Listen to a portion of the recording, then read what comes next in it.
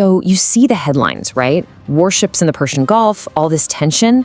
But what's really going on? Well, it turns out there's this huge, invisible economic war happening, completely under the radar. And today, we're going to pull back the curtain and show you how it all works. Yeah, and this story, it totally flips the official narrative on its head. We're talking about this incredibly complex, hidden system that links China, Iran, and even Pakistan.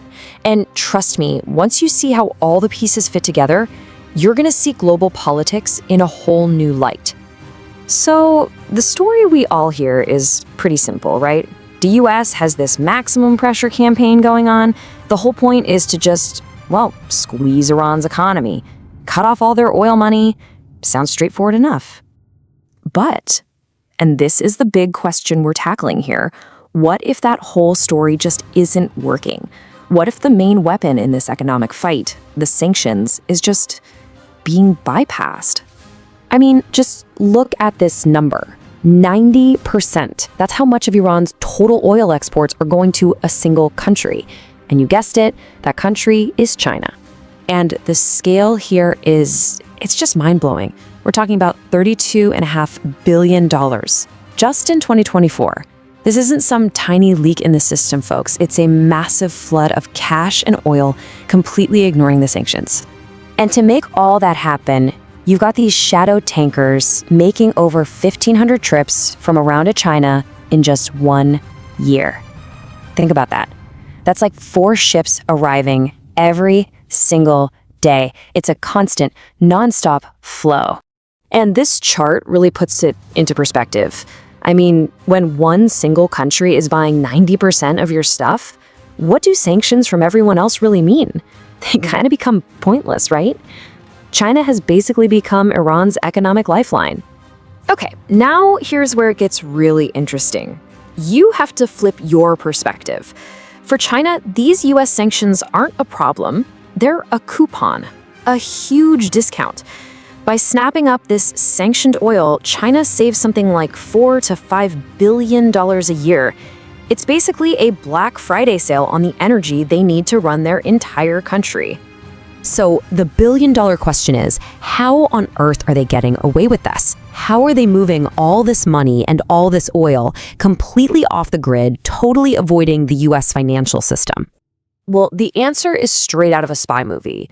It's called The Dark Fleet. And it's exactly what it sounds like. This huge shadow network of tankers that just disappear. They switch off their transponders, go off grid, and become ghosts on the ocean. So let's break down how one of these deals actually goes down. It's a pretty slick operation. First, a Chinese buyer sets up a shell company, a front. Then, an Iranian tanker goes dark, kills its GPS. But here's the really wild part. Out in the middle of the ocean, they do a ship-to-ship transfer. They literally pump the oil from one tanker to another. The new ship then cooks the books, says the oil is from like Malaysia or somewhere, and just sails right into China. And listen, we're not talking about a handful of sketchy boats here. This whole shadow fleet, which includes Iran's own Ghost Armada, is massive.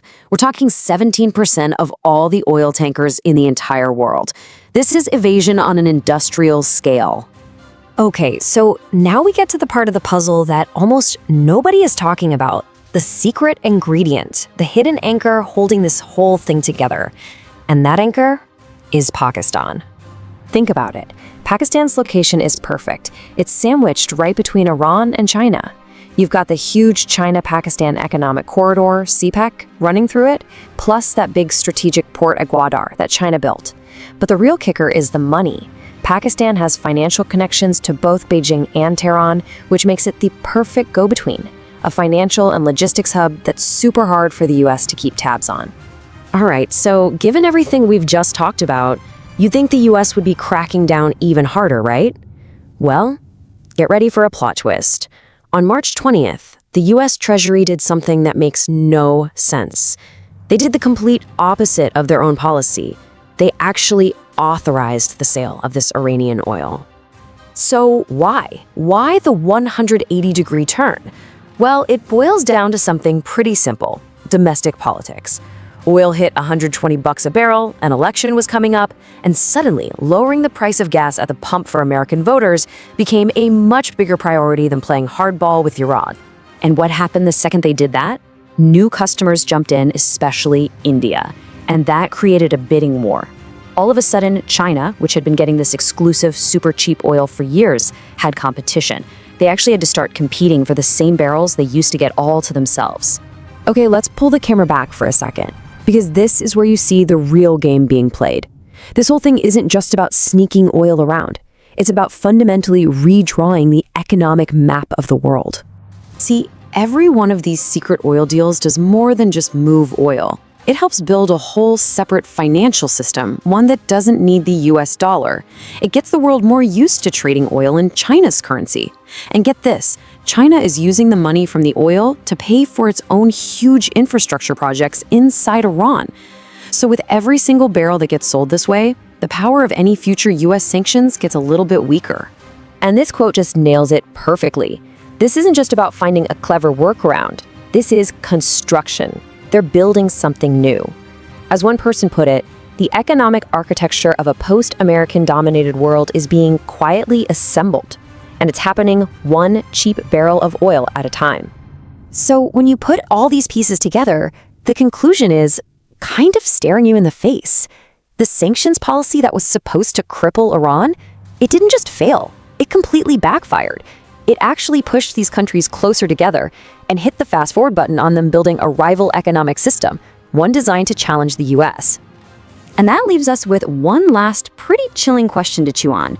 The whole idea was to use America's power to isolate Iran. But what if, by forcing countries like China and others to create their own separate system, what if the sanctions ended up isolating America instead?